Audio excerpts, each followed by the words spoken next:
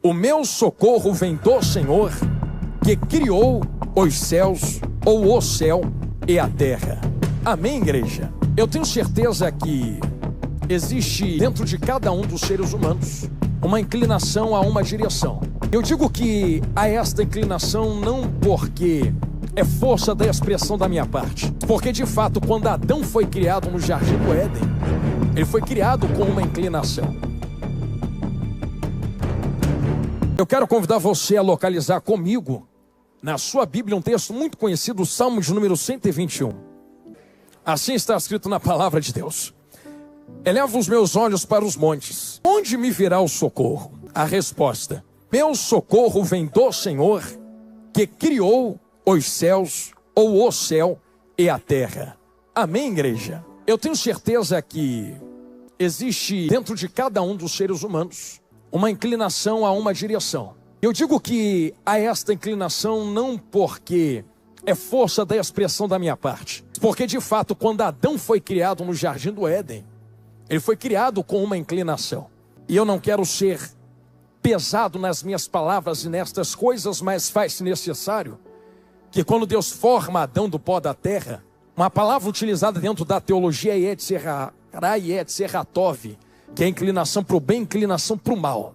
E é por isso que você vê Adão e Eva dentro do Jardim do Éden, e existe uma tentativa da parte de Satanás inclinar o coração de Eva e depois de Adão através de escolhas. Eu quero ser muito claro nesse começo de mensagem. Vocês não veem Satanás forçando Eva a fazer nada, e não veem dentro da Bíblia Satanás forçando Adão a fazer nada. Ele não pode.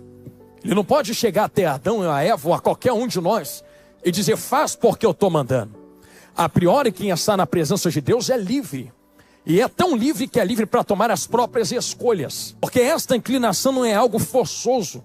Essa inclinação, que é inclinação para o bem ou inclinação para o mal, é algo livre. E Deus aplica esta liberdade para saber o que se passa no coração humano. É por isso que da mesma forma que Satanás não pode forçar nenhum dos filhos de Deus a se inclinar para um lado, e que isso fique claro novamente que eu estou falando, filhos de Deus, porque quem não se aplica ou não se coloca como filho de Deus, e se Jesus um dia, parênteses aberto, é filho do diabo. Não, pastor, todos que estão na terra são filhos de Deus. Então reclama com Jesus quando você chegar nos céus, porque foi ele quem disse que na terra existem filhos de Deus e filhos do diabo. E certa vez ele pregando a palavra, olharam para ele e dizem: Senhor, mas nós somos filhos de Abraão, de Moisés, e agora você diz que nós não somos filhos de Deus? E Jesus termina dizendo: não, vocês são filhos do diabo, dizendo para aqueles homens ou aquelas mulheres, porque ele dizia: só é filho de Deus quem ouve a palavra do meu Pai e vive ela, põe ela em prática. Ou seja, Deus não força ninguém a estar com ele, mas aqueles que recebem a sua palavra e inclinam o seu coração a Deus, esses são filhos de Deus. E existia essa inclinação do Jardim do Éden. Deus não força Adão a se inclinar até ele, assim como Satanás não tem autorização de forçar Adão e Eva a fazer alguma coisa. E eu quero deixar bem claro em algumas palavras para entrar de cabeça nesse salmo, que é por isso que Satanás tenta convencer Eva e depois, através de Eva em Adão, com palavras: certamente não morrerás, serás como Deus, pode comer que não acontece nada. Em nenhum momento ele abre a boca de Eva e enfia o fruto por lá de dentro. E a mesma coisa a Deus. Quando você vê Deus descendo a viração do dia dentro do Jardim do Éden, você não vê Deus forçando Adão a estar com ele. E eu quero deixar esta palavra como um direcionamento dentro desse sermão, que Deus desce a viração do dia. E eu vou fazer uma pergunta tão fácil e clara de EBD. Se Deus é onipresente, está em todos os lugares, sim ou não? Se está em todos os lugares, estava onde Adão se escondeu. E dizia eu na outra oportunidade que eu estava aqui, que se estava onde Adão se escondeu, sabia onde Adão estava. E que se sabia onde Adão estava, para que Deus entra no jardim dizendo: aonde estás? Dando a ideia, numa continuação do último sermão que eu ministrei, que Deus sempre soube aonde Adão estava, nunca perdeu Adão de vista. O que Deus está fazendo é tentar inclinar o coração de Adão de volta até ele. Então, da mesma forma que Satanás está de um lado tentando travar esta batalha, alinhando o coração a si mesmo, Deus está do outro lado chamando Adão de volta a um relacionamento. Então me parece nesse começo de mensagem que tem dois lados. Tem o mal e tem o bem. Tem Deus e tem diabo. Tem algo que arranca o homem da presença de Deus. E tem algo que firma o homem, quando digo homem, não digo gênero, mas seres humanos, o homem e a mulher, na presença de Deus. E a pergunta que eu deixo a vocês nesses 3 minutos de introdução, para nós mergulharmos de cabeça é: o que é que coloca o homem firmemente na presença de Deus? E o que é que arranca um homem e uma mulher da presença de Deus? E pastores, a resposta é mais simples do que parece. Quando nós entramos em Salmo de número 121 e grava tudo que eu acabei de te falar dentro de Gênesis, quando nós entramos dentro desse Salmo, o verso 1, ele começa expressando uma angústia do coração do salmista. Elevo os meus olhos aos montes. E a pergunta que me vem ao coração: de onde me virá o socorro? E a pergunta que bate no coração do salmista é uma pergunta que gera algo dentro dele. E o algo que gera não pode ser tocado. Esse corpo tu toca, mas a minha alma tu não toca. Então tudo aquilo que não pode ser tocado é sentido na alma, e tudo aquilo que pode ser tocado é colocado ou posicionado na carne. Então quando você fala de coisas que não podem ser palpáveis, uma escolha não é tocável. Você vai escolher direita, esquerda, acima, baixo, frente e trás. Você não pega a escolha nas suas mãos, mas você vive as consequências da tua escolha na tua carne. Então é algo que tu não toca, controlando aquilo que tu toca, a tua escolha. Assim como uma alma controla o corpo. Olha para dentro de Gênesis, assim como você olha para Salmos, e você vai ver algo invisível controlando as ações de Adão, de Eva e do salmista. Pastor, o que é que controla a ação deles? Parênteses grandão aberto diante de vós para a resposta desta pergunta. Lembra de um diazinho, um varão que eu acho que ninguém aqui conhece, chamado Jesus grandão da Galileia, que olha para Pedro, Tiago, João, Tomé e diz assim: entra no barco que eu estou mandando. E eles entram para dentro do barco e diz assim: atravessa para o outro lado. Enquanto eles estão no meio do caminho atravessando, Jesus chega andando sobre as águas, e a retórica que fica ali é que uma tempestade tinha atingido eles de tal forma que eles já tinham perdido completa esperança. Então grava na tábua do seu coração: eu não estou falando de homens comuns no meio da tempestade. Eu estou falando de pessoas acostumadas com vento, pessoas acostumadas com tempestade, pessoas acostumadas a ver onda bater no barco e água entrar para o lado de dentro do navio. Estas pessoas que são especialistas em travar guerras contra o mar, em travar batalhas contra tempestades, perde a esperança. Tenta imaginar o nível do que está acontecendo dentro daquele ambiente. Mas é nessa perda total de esperança que chega o varão Galileu andando sobre as águas. E eu gosto muito de pensar algo acerca da personalidade de Jesus. Me parece, eu vou perguntar a ele isto quando eu chegar nos céus, que às vezes Jesus deixava ficar impossível para aparecer. Poderia ter chegado na hora em Lázaro, deixa morrer, passar 4 dias para apodrecer. Até o 3º dia alguém poderia dizer: é ressurreição de remédio, foi mão humana. No quarto dia alguém iria dizer: é impossível ressuscitar. Se é impossível, Jesus chega. A mesma coisa a tempestade. Quando alguém grita: é impossível sair desse ambiente, dessa situação, Jesus chega andando sobre as águas. E quando ele chega andando sobre as águas, sei que vai doer o que eu vou falar, mas vai curar. Preciso posicionar teu coração dentro desse pensamento. Alguém vai olhar para Jesus e vai dizer assim: é fantasma. Aí Jesus vai olhar para eles e dizer assim: eu fantasma? Sou eu, Jesus, não tem mais. Em outras palavras, por que vocês estão me chamando de fantasma? Vai doer, mas vai curar. Se tu anda comigo, come comigo, dorme perto de mim, tá comigo para cima e para baixo, ouve a minha voz, conhece quem eu sou, sabe quem eu sou, e agora me chama fantasma. A pergunta que eu faço é: como é que alguém que anda com Jesus todo dia, ouve a voz dele todo dia, lê a sua palavra todo dia, senta com ele todo dia para ouvir a sua voz, agora olha para esse mesmo Jesus e diz: é fantasma, não reconheço? Percebeu que algo está os fazendo desconhecer Jesus? E eu sei que é algo que está fazendo eles desconhecer quem Jesus é dentro da tempestade. Ou repare que tem uma tempestade, um vento soprando e uma esperança que vai embora. Pastor, que algo invisível é esse que faz com que Pedro, Tiago e João não reconheçam mais o mestre dentro de situações difíceis? Pedro olha para Jesus, varão, e diz assim: se é tu mesmo, manda eu ir ter contigo sobre as águas. Só acredito se eu fizer o que tu está fazendo. Introdução bíblica básica. Pedro está andando desse jeito assim na direção de Jesus, ó. Vai doer, Jesus, mas vai curar. Só que enquanto ele anda, ele está mantendo os olhos em quem? Em Cristo, em Jesus. Eu quero que você deixe bem claro esse pensamento dentro da tua cabeça. Pedro não afundou quando tirou o pé do barco e botou o pé nas águas.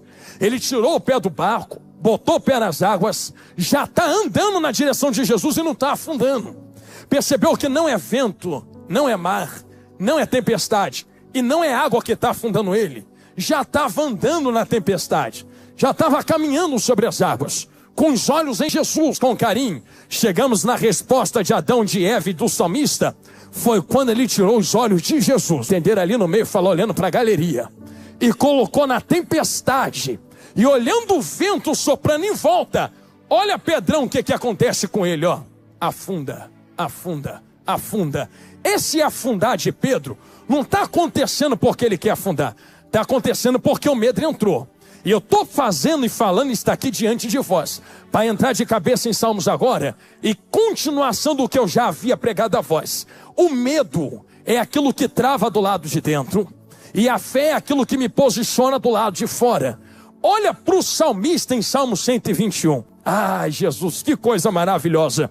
Eleva os meus olhos para os montes, de onde me virá o socorro? A pergunta é, existe um medo travando do lado de dentro, porque existe uma situação terrível do lado de fora. A pergunta que ele faz a si mesmo: cadê o socorro? Cadê o socorro? Cadê o socorro? Cadê o socorro? Gastei 10 minutos da mensagem do tempo que eu tenho para pregar a vós, para repetir, resumir praticamente tudo que eu tinha pregado a última vez, para continuar falando a vocês o que eu preguei da última vez. Um medo que trava do lado de dentro e uma fé que pode posicionar do lado de fora. A pergunta do salmista é: tem alguém que pode me socorrer? Só que ele está procurando no lugar errado. Ei, Jesus, procurando aonde? Olha os montes. E a pergunta enquanto eu olho para os montes é: de onde me vem o socorro? Posso fazer uma pergunta clara? Por que o salmista está olhando para monte dentro desse texto? Sabe qual é a resposta? Vocês que são estudantes de EBD sabem que Israel sempre teve um problema de relacionamento, sim ou não? Uma hora estava com Deus, outra hora estava com outros deuses, uma hora estava adorando Jeová, outra hora estava adorando deuses da Babilônia, filisteus. Imagina que quando esses países circunvizinhos de Israel invadiam Israel, traziam suas culturas e seus deuses para dentro de Israel. E quando Israel recebia esses deuses, Deus descia na terra. E quando Deus descia na terra, Deus filtrava Israel, limpava Israel. E dizia: Israel, fica firme comigo, eu tenho coisa contigo, eu vou levar vocês, eu tenho promessa. Israel filtrava. Só que existiam altares aonde esses deuses eram adorados. E aonde esses altares de deuses estranhos eram adorados ficavam, pastor? Nos montes. É por isso que você lê dentro da Bíblia, algumas vezes, que existem coisas chamadas altos. Altos dentro da Bíblia não é somente um lugar alto. Alto dentro da Bíblia é um lugar elevado, com um altar preparado, e muitas vezes esse altar era direcionado a outros deuses. Então olha para dentro do olho do pregador. Imagina como eram os deuses dos babilônios, dos filisteus, dos gregos que entraram lá também, dos romanos. Eles não eram como o nosso Deus. Roma, por exemplo, funciona à base da necessidade. Então Roma só funciona quando a necessidade é atendida. E nem parece a nossa geração, não é verdade? Uma geração que não quer Jesus hoje em dia, só vai para frente quando uma necessidade é atendida. Roma é mais ou menos assim: estou precisando vencer a guerra, então não vou adorar todos os deuses, vou adorar só o Deus da guerra, porque o Deus da guerra vai me dar vitória na guerra. Só que imagina, não, hoje eu não estou precisando de vitória na guerra, não. Hoje eu estou precisando de dinheiro no meu bolso. Então eu não adoro mais o Deus da guerra. Esqueci ele, eu não quero mais ele. Agora eu quero o Deus que prospera. Eu quero Poseidon, que vai me dar uma boa pesca, que vai botar dinheiro no meu bolso. Não, só que não está me faltando dinheiro, está me faltando sorte no amor. Está tudo errado na família, no casamento. Então eu não quero mais Zeus, eu não quero mais Júpiter, eu não quero mais o Poseidon do dinheiro. Agora eu quero a Afrodite, que é a deusa do amor. Aí me tornava servo de Afrodite. Percebeu que Os deuses romanos só funcionam à base da necessidade de Roma. E os romanos só adoram de acordo com a necessidade. É hoje dinheiro, vou adorar o Deus do dinheiro. É hoje o amor, vou adorar a deusa do amor. É hoje a necessidade de guerra, vou adorar o Deus da guerra. Então há um abandono de deuses de acordo com a necessidade. O salmista está olhando para os altos, para os montes, e está dizendo assim: Israel, e Jesus lá vai, está cheia de respostas na sua volta. Eu tenho as minhas necessidades, todo mundo tem, e estou com medo porque isto pode me matar. Eu estou olhando para os altos, porque tem um povo aí dizendo que é nos altos que está a resposta. Então, se eu estou precisando de vencer guerra, eu vou olhar ali para aquele alto do Deus da guerra. Aí o salmista está embaixo, olhando para o monte em cima, aonde está o altar do Deus da guerra. Deus da guerra, tu pode me dar a resposta que eu preciso? Eleva os olhos aos montes. Só que ao olhar para o Deus da guerra, eu vi que lá não estava o meu socorro. Meu socorro não vem da guerra. Aí, já que não vem da guerra, vou tentar do dinheiro. Quem sabe, se tiver muito dinheiro, eu vou vencer na vida. Vou olhar para o altar de Poseidon. Aí ele está olhando para o altar de Poseidon. Poseidon, dá dinheiro no meu bolso. Só que eu percebi que o meu socorro também não vem daquele monte, daquele Deus, daquele alto. Não, meu socorro não vem da guerra. Percebi que meu socorro também não vem do dinheiro. Porque tem gente vencendo guerra que quer morrer. Tem gente que não vence guerra que está com Jesus. Tem gente que está cheio de dinheiro, quer se matar.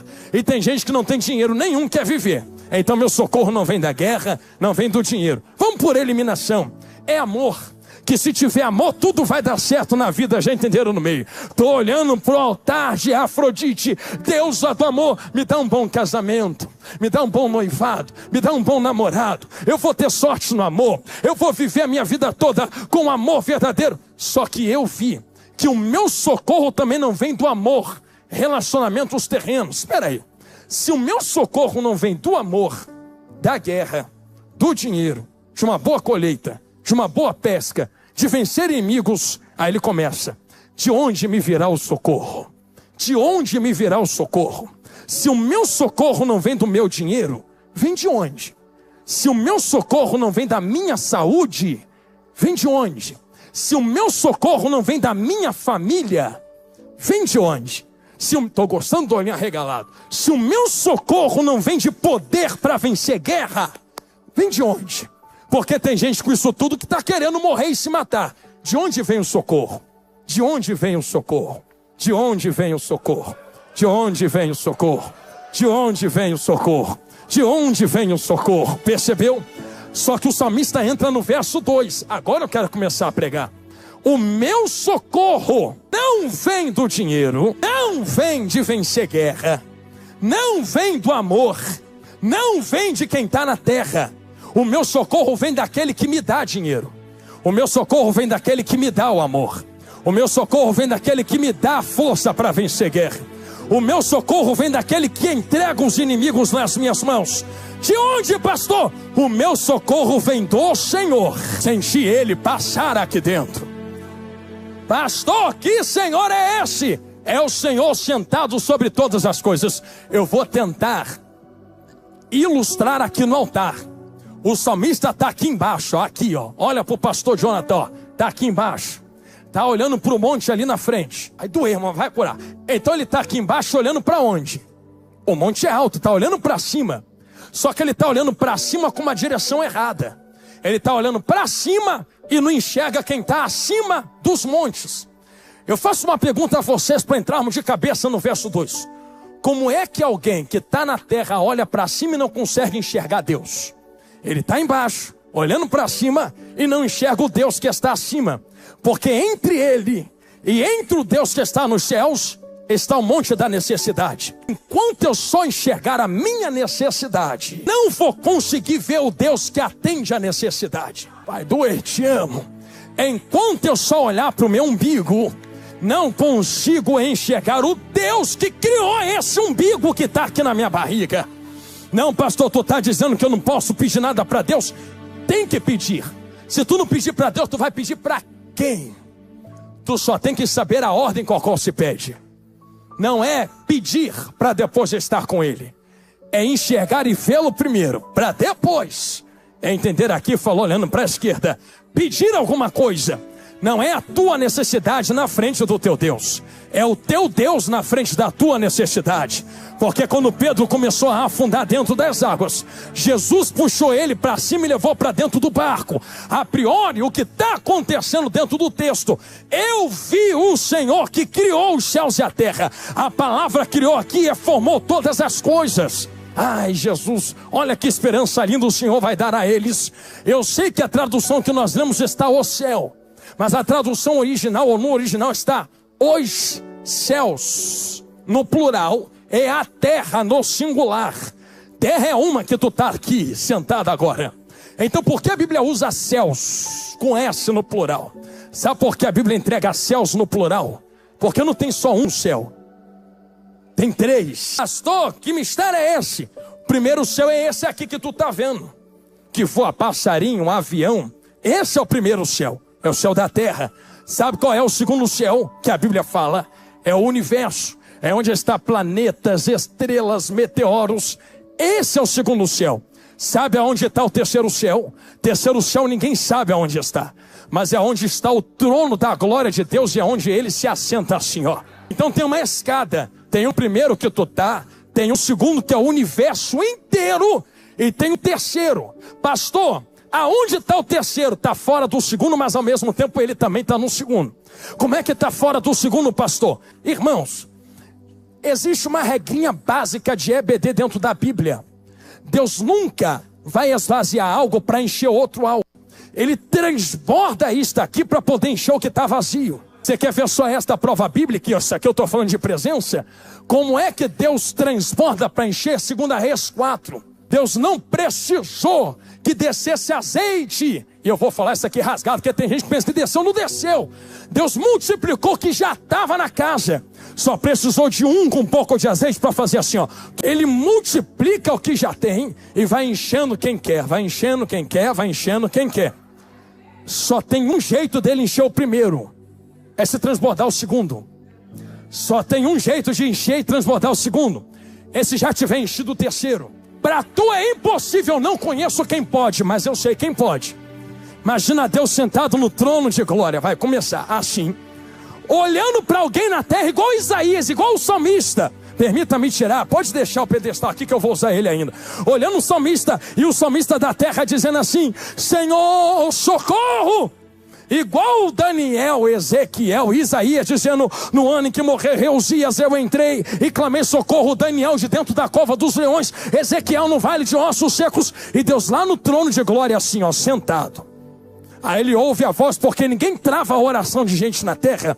Ele ouve a voz de alguém clamando aqui no primeiro céu dizendo: socorro, socorro, socorro. Ele se inclina. Coisa da minha cabeça, imagina ele se inclinando e vendo um crente aqui dentro da Debueno dizendo: Senhor, eu estou nas minhas últimas forças. Se o Senhor não me renovar hoje, eu não sei como é que eu vou conseguir seguir. Se o Senhor não fizer nada hoje, eu não sei como é que eu consigo prosseguir. Imagina Deus: eu vou te tocar, eu vou te encher, vou te renovar. Só que para fazer, tem que encher muita coisa antes de encher tu. Isso é fácil para Deus. Aí vem os serafins cantando em Isaías, cheguei em Salmo: e toda a terra está cheia. Peraí, se já está cheia, isto aqui tudo já está tomado. Está tomado como de glória? Fiz essa volta para chegar aqui, porque o Senhor que criou os céus e a terra alcançou quem estava na terra quando o dinheiro não alcançava, quando nada na terra mais alcançava, quando família não alcançava, ele alcançou. Como? Tem que encher a terra de glória. Como é que enche a terra de glória? Entenderam já que só transbordando do terceiro para o primeiro. Aí um belo dia, ele olhando a humanidade sem glória nenhuma, olhando a Debueno na sarjeta anos atrás. É domingão de noite, vaso. É domingão de noite, vaza. Lembra onde tu estava 10, 15 anos atrás? Da onde Jesus te arrancou? Tu estava sem glória nenhuma. Até que um dia tu começou: Senhor, tu existes, tu ainda está em cima. Arranca essa seringa da minha mão. Tira esse cigarro da minha boca. Quebra esse copo de cachaça. Traz a minha família de volta. Melhora a minha vida financeira. Deus lá do céu ouviu. Imagina a resposta de Deus: eu não vou abrir uma porta. Eu já abri uma porta. E que porta foi essa? Quando ele viu a terra sem glória, ele falou: vou transbordar para a terra. O maior presente que Deus deu para a igreja não foi ouro, não foi prata, não foi pedra preciosa, foi presente de casamento. Se Jesus vai casar com esta igreja um dia, o presente de casamento não é uma porta aberta na terra que é bom, estou precisando. Não é uma casa nova que eu estou precisando também. Não é um carro novo que eu vou dar a entrada no meu carro novo. Sabe qual é o maior presente que ele deu à igreja?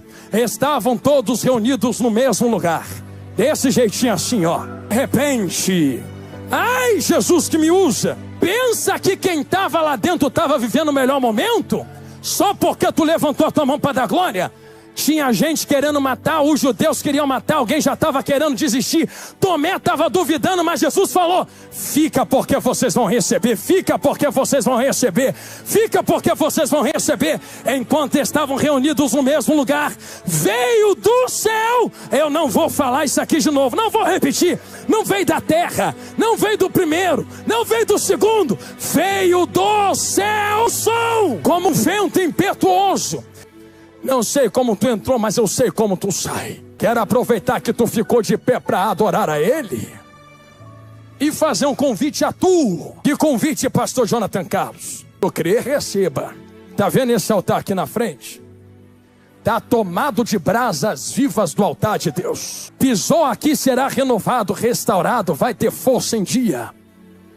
Meu Deus, Jesus ainda não voltou. Na terra não é descanso, é renovo. Descansa na glória. Tu precisa de um renovo da parte de Deus. Talvez tu tenha vindo se arrastando. Pastor, tu está falando com quem não é crente. Não, estou falando com crente também.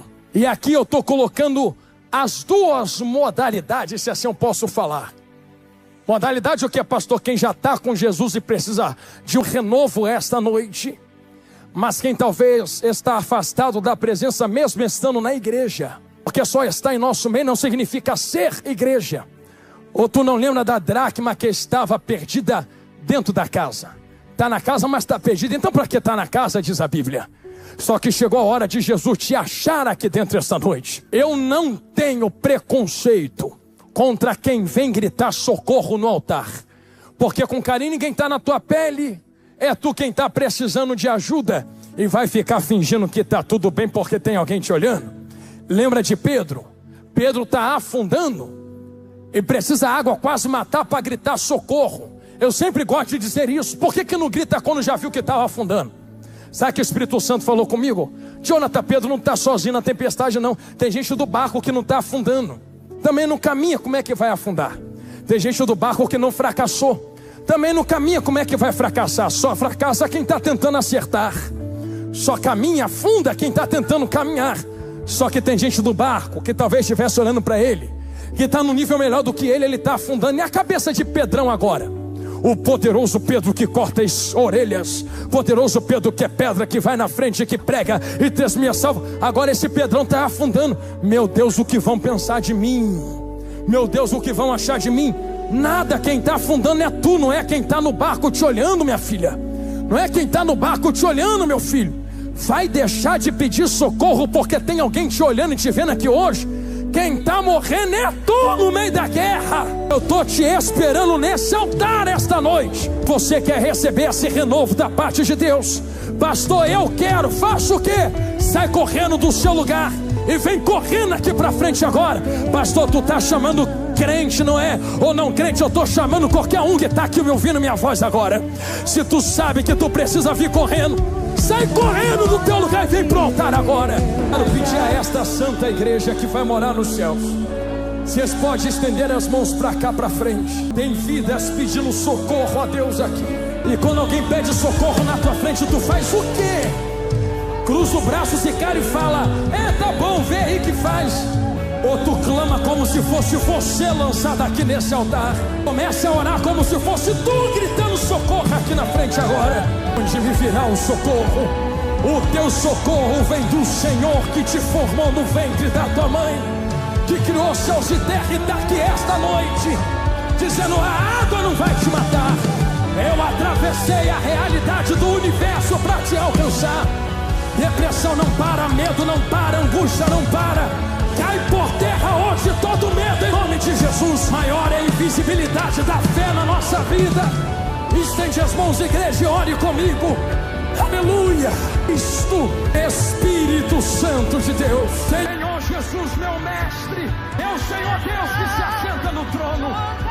Teu é o reino, tua é a glória. Senhor, seja entronizado entre nós. Nós levantamos uma bandeira de avivamento aqui esta noite.